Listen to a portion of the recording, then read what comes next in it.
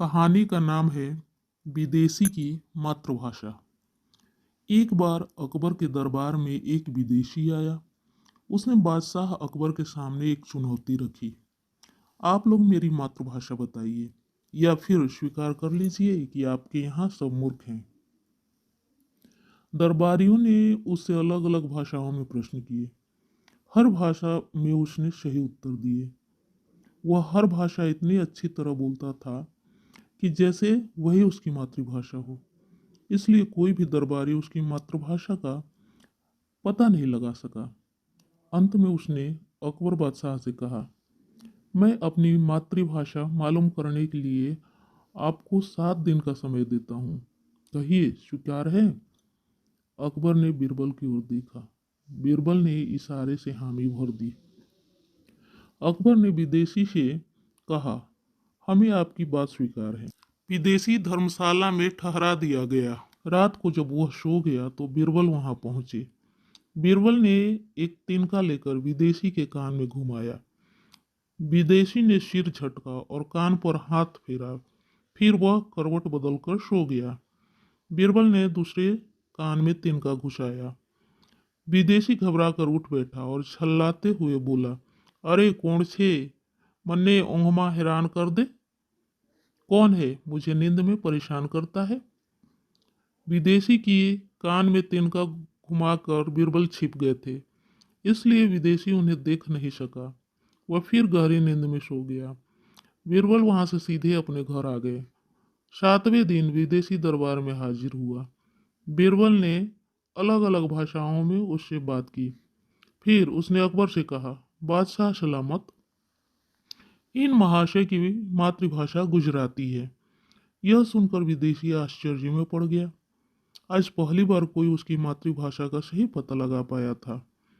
उसने बीरबल की भूरी भूरी प्रशंसा की और दरबार से जाने से पहले बोला, धन्य है भारत भूमि जहाँ बीरबल जैसे बुद्धिमान बसते हैं।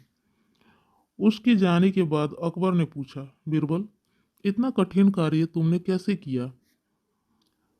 जहाँ पनाह, बीरबल बोले, जब मनुष्य पर दुख पड़ता है या फिर वह अचानक नींद से जागता है तब वह अपनी मातृभाषा में ही बोलता है।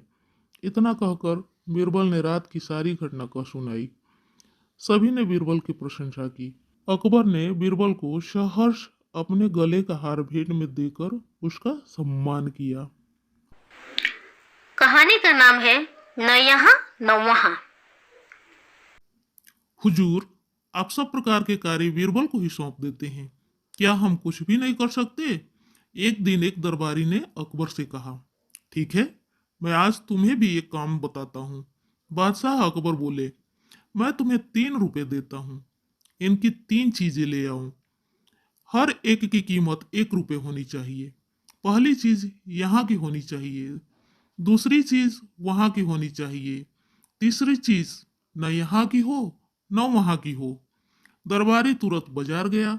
दुकानदार के पास जाकर उसने उससे ये तीनों चीजें मांगी। दुकानदार उसकी बातें सुनकर हंसने लगा और बोला, यह चीजें कहीं भी नहीं मिल सकती। उन तीनों चीजों को दरबारी ने अनेक दुकानों पर पूछा और खोजा, लेकिन जब वे चीजें नहीं मिली तो थका हारा निराश होकर दरबार में लौट आया। उसने बादशाह अकबर को बताया, ये तीनों चीजें किसी भी कीमत पर कहीं भी नहीं मिल सकती। अगर बीरबल ला सके तो मैं उन्हें मान जाऊंगा। देखा, तुम में और बीरबल में यही फर्क है। हम जानते हैं कि हमारे काम तुम लोग नहीं कर सकते, इसलिए मैं हर काम पहले ही बीरबल को सौंप देता हूँ और उसकी तरफ से हमें निराशा भी नहीं मिलती है। अब बादशाह अकबर ने वही काम बीरबल को सौंप दिया। बीरबल ने कहा कि कल तक ये तीनों चीजें दरबार में पेश कर दी जाएंगी। बीरबल सीधे बाजार में गए और 1 रुपया उन्होंने चौराहे पर बैठे एक भिखारी को दान कर दिया। वही दरबारी जो असफल होकर लौटा था वह छिप कर बीरबल का पीछा कर रहा था। बीरबल ने आगे जाकर एक मिठाई की दुकान से 1 रुपए की मिठाई खरीदकर मजे से खाई। फिर एक जुआ घर में जाकर जुआ खेलने बैठ गए और 1 रुपया हार कर घर को चले गए। अगले दिन बीरबल दरबार में आए तो बादशाह ने पूछा, क्यों बीरबल, हमारी चीजें ले आए? बीरबल ने फौरन कहा, जी हाँ, मैंने पहला रुपया एक फकीर को दे दिया जो वहां से भगवान के पास जा पहुंचा। दूसरा रुपया मैंने मिठाई में खर्च किया जो यहाँ काम आ गया। और तीसरे रुपये का मैंने जुआ खेल लिया जो कि न यहाँ काम आएगा न वहाँ अर्थात परलोक में। बीरबल की बात सुनकर सभी दरबारी चकित रह गए। अकबर ने बीरबल को बहुत सा इनाम दिया।